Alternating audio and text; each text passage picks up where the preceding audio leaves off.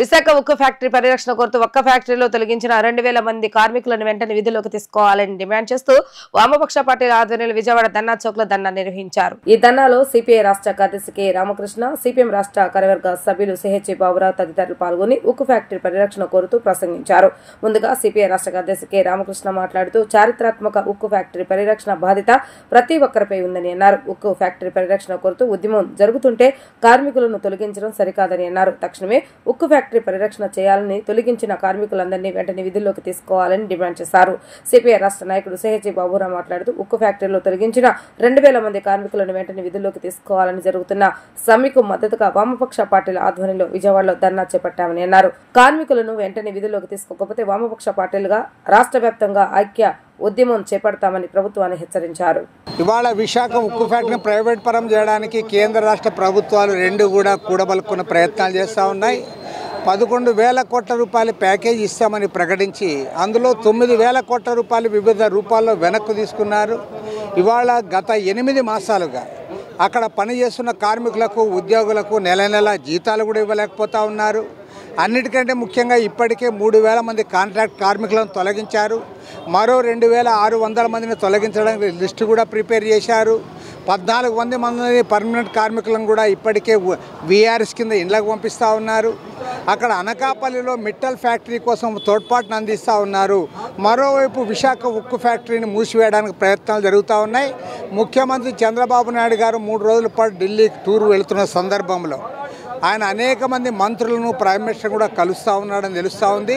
నేను ముఖ్యమంత్రి గారిని డిమాండ్ చేస్తూ ఉన్నా, విశాఖ ఉక్కు ఫ్యాక్టరీ ప్రైవేట్ పరం కాకుండా కాపాడకపోతే మాత్రం ఈ రాష్ట్రంలో ఉన్న రాజకీయ పార్టీల నాయకులు, ప్రత్యేకించి అధికారంలో ఉన్న పరిపాలకులందరూ కూడా చరిత్రహీనులుగా మిగిలిపోతారు.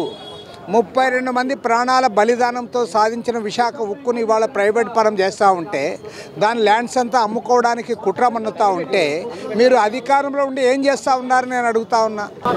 మోడీ ప్రభుత్వం ఆంధ్రప్రదేశ్కి ద్రోహం చేసింది. ఇప్పుడు విశాఖ ఉక్కుని తెగనమ్మటం ద్వారా ఆంధ్రప్రదేశ్ ప్రజల గొంతు కోస్తూ ఉంది.